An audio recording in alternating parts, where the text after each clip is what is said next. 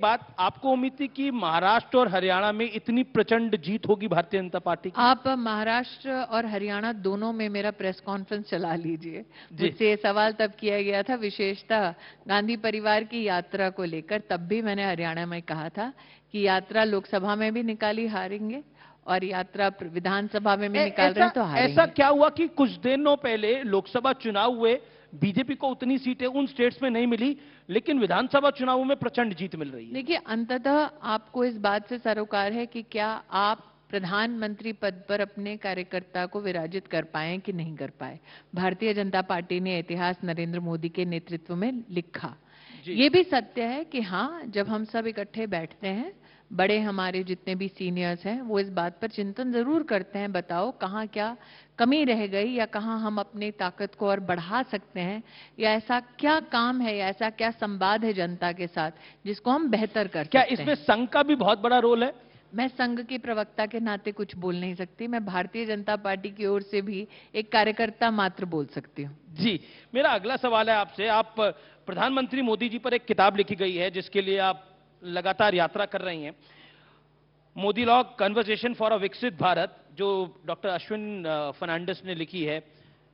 क्या है उस किताब के अंदर, अगर आपसे अपने व्यूअर्स के लिए पूछूं? हम 4 राष्ट्रों में आज ही लौटी हूं आपके कॉन्क्लेव से 2 घंटे पहले। उसके लिए धन्यवाद। ओमान, कुवैत, यूएई और इंग्लैंड, इन चारों राष्ट्रों में मन की बात के ऊपर परिचर्चा हुई।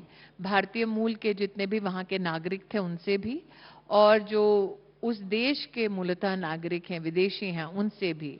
उनके साथ चर्चा करने में इस बात का एहसास तो जरूर हुआ कि वो काफी इस बात से चकित थे कि एक हेड ऑफ गवर्नमेंट अपनी दिनचर्या में इतना समय निकालते हैं कि वो सीधा अपने नागरिकों के साथ संवाद करते हैं।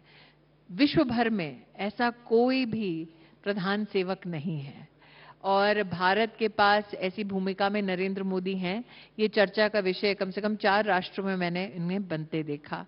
दूसरा, जिन देशों के आपने नाम बताए सारे इस्लामिक कंट्रीज हैं, मुस्लिम देश हैं, मोस्टली सिर्फ यूके छोड़कर। लेकिन इसमें एक चीज और देखने को आई कि परिचर्चा के साथ साथ भारत की उपलब्धियां अब हम हिंदुस्तानी होने के नाते मात्र नहीं गिनवाते, वो सामने से अब इन परिचर्चाओं में खुद सवाल भी करते हैं और जवाब भी बनते हैं। तो to be an Indian in these times is very interesting, क्योंकि आप पहले एक दौर देख चुके अपने मुल्क में, जब आपको जाके अपनी मुल्क की उपलब्धियां बतानी होती थी, कई बार वाद विवाद होता था।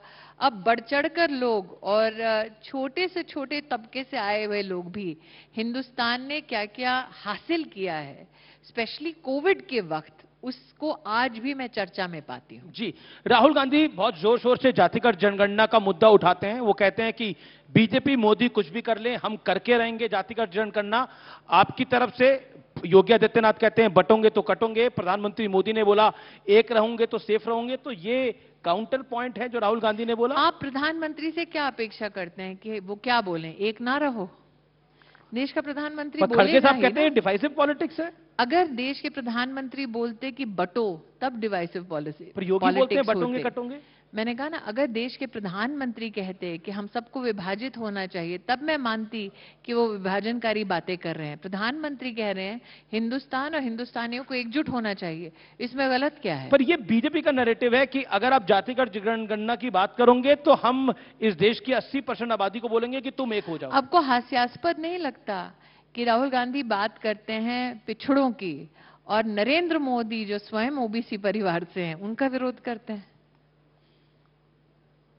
लेकिन आपको हास्यास्पद नहीं लगता कि राहुल गांधी बात करते हैं ट्राइबल्स की और द्रौपदी मुर्मू जी का अपमान करवाते हैं अपनी पार्टी से? आपको हास्यास्पद नहीं लगता कि कोविंद जी जब राष्ट्रपति थे तब इसी कांग्रेस पार्टी ने उनका भी अपमान किया था? एक राहुल जी की, तो इसका मतलब उनके लिए वो समाज का विशेष मुद्दा नहीं है, वो उनकी पॉलिटिकल कन्वीनियंस का मुद्दा है।